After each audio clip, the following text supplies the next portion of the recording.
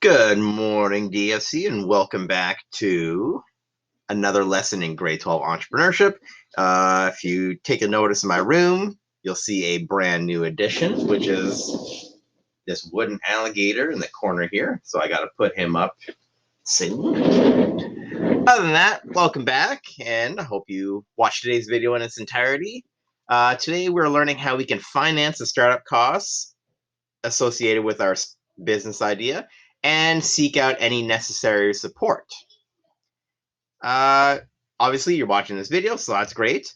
But please watch the news of the day on how you can identify startup costs for your business idea. Right here, it's a YouTube video. And then today's textbook reading can be found right here. So click on the link. So in business, there's an old saying that it takes money to make money. So which means that you first need to spend money on startup costs before you can actually start making money. There are two important terms that I want you to know today, which is debt financing and equity financing. So debt financing, that's taking out a loan to finance a business. You can find out about it right here. And equity financing means selling a part of your business to an investor. The investor becomes a partner and they take a percentage of your business's profits. In exchange for they give you money. So the advantages of both are listed here. We have debt financing right here and equity financing right here.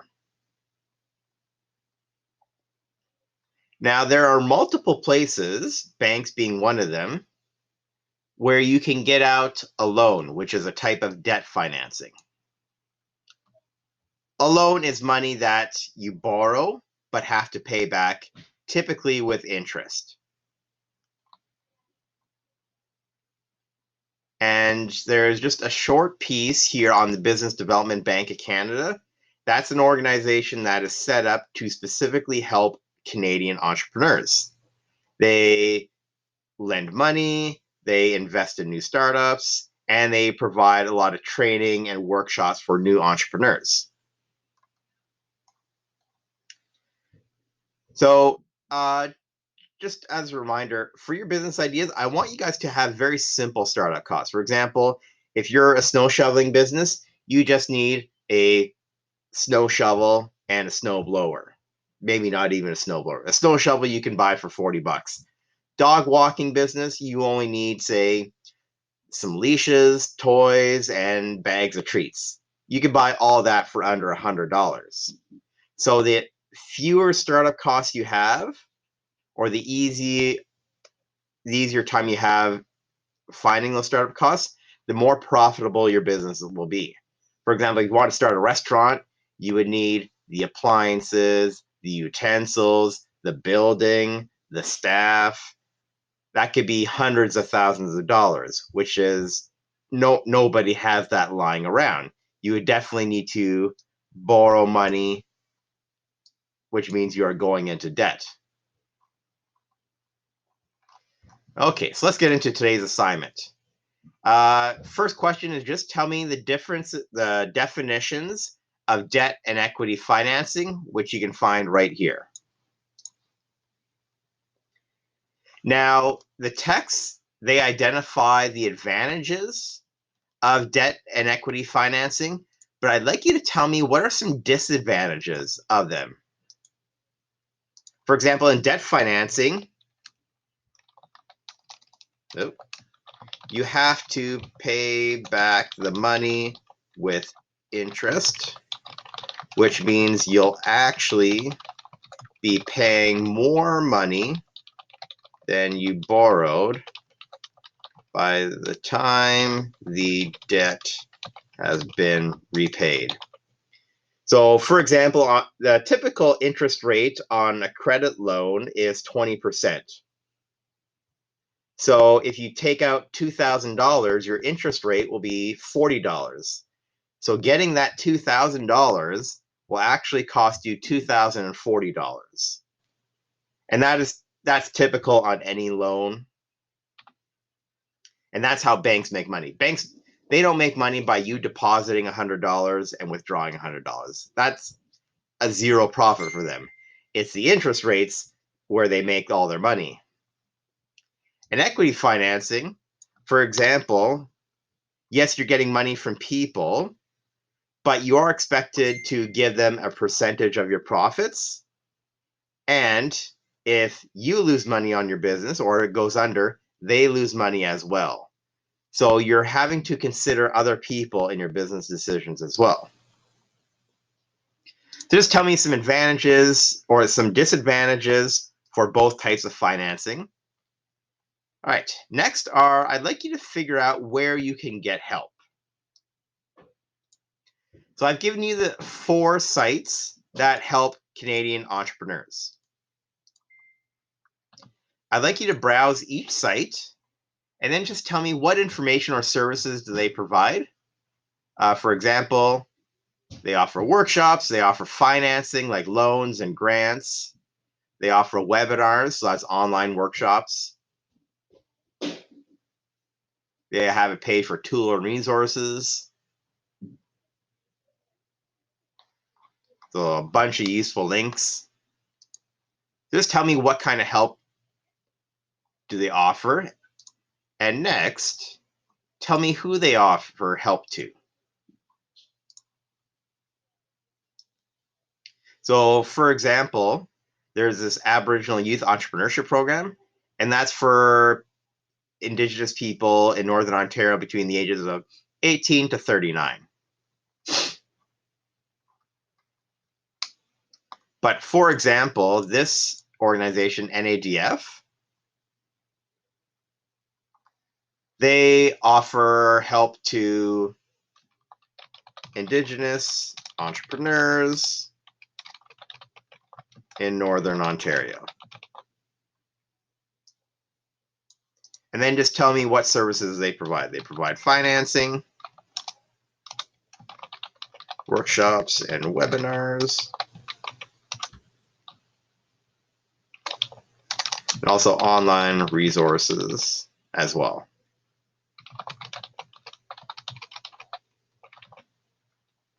So just tell me what the other 3 organizations do and who they help. Some may be for young people, others may be for all Canadians. Some, like this Canadian Centre for Aboriginal Entrepreneurs, obviously they're going to help Aboriginal entrepreneurs. But Summer Company, if you look on the website, it'll tell you who is eligible. So not just anyone can be eligible. For example, you need to be between the ages of 15 to 29. So I can't apply. And you have to be an Ontario resident. So not all organizations will help everyone. Next, I'd like you to identify the advantages and disadvantages of various startup funds sources. So tell me what's good about personal savings, bank loans, family gifts, or equity, and then what are some bad things? For example, personal savings, you don't have to pay those back. That is money you earned. But disadvantages, if your business loses money, you lose those personal savings. Now, in your opinion, which source or sources of funding from question number 4 would you most likely use if you were to launch your business idea? And then just explain your answer. I'd like you to think about what help you'll need in your business, and then who could help you. Now, if you already did this section of your business plan in the grade 11 entrepreneurship course, you don't need to do this question again. You could say, I already did this, or you can just copy and paste that information from your business plan, but you don't need to do it again. So for example, if you're chief and counsel, need help applying for any grants. So a grant is money that you apply for, and like getting a job. And if you're approved, you get that money. Now, you don't have to pay that money back, but you have to use it for the specified reason. So if it was, say you were approved for $1,000 to start up a business, you have to use that money for your business. You just can't use it to spend on clothes or video games or whatever you want.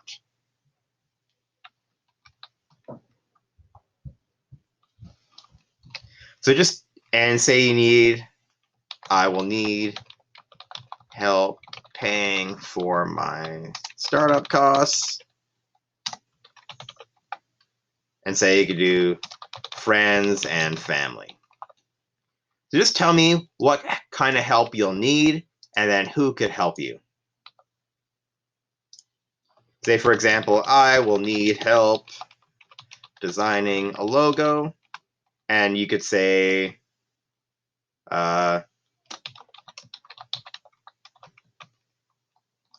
who is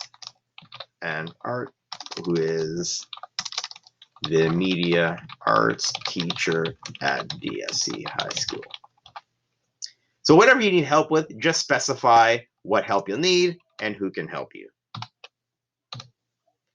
All right, so in activity 2.5, you're asked to identify your potential startup costs. If you did that activity or calculated your startup costs in your business plan from the grade 11 course, you can just copy and paste that information below. Otherwise, if you haven't done that yet, complete the startup cost chart by identifying what materials you'll need, how much they'll cost, and where you can find them. So if you're doing pet walking,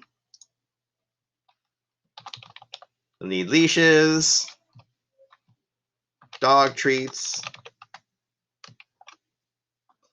and dog toys. And you can add and delete rows as necessary. So just click on the row, delete, or insert. And then where can I find this stuff? Well, first place that comes to mind is either PetSmart or Amazon. Let's go PetSmart.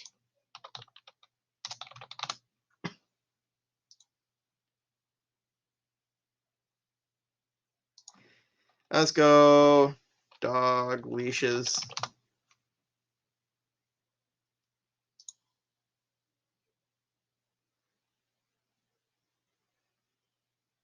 Okay.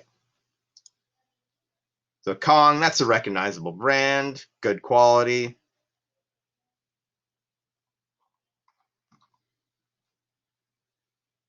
Page isn't loading up for me.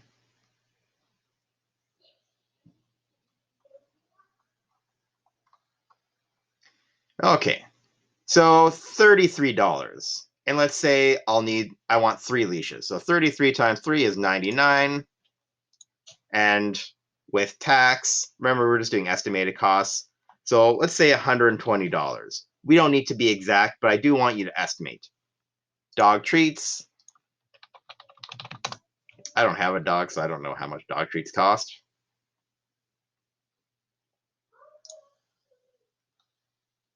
All right, chicken and beef. That sounds like something dogs will like.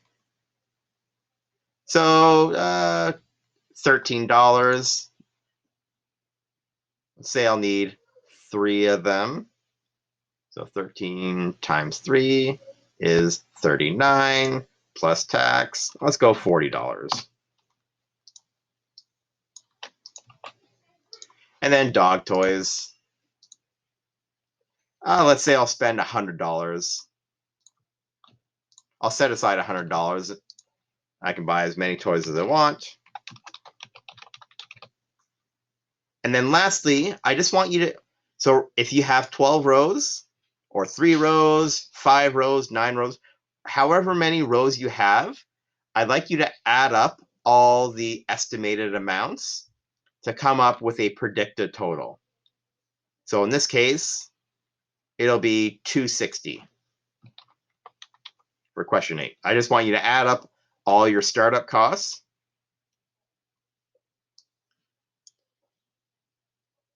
And ideally, like, for example, it doesn't take a lot of money to start up a pet walking business. And I've estimated that amount right here, 260, which is well under the recommended $500 amount. So any money I earn after paying off this 260, that'll be profit for my business idea. And that's it for today's questions. So we have our learning goal here. And if you know the difference between debt and equity financing, you research 4 organizations that can help Canadian entrepreneurs. You identified the various startup costs associated with your business, and you calculated the estimated cost of starting up your business idea. Give yourself a mark in this column. So if you did all 4, give yourself a 4 out of 4. All right, everyone. That's it for today's lesson. As usual, I'll be in Google Meet every morning until noon Eastern if you need help. And I can always be reached on my email. All right, everyone. Thanks for watching and have a great day. Bye.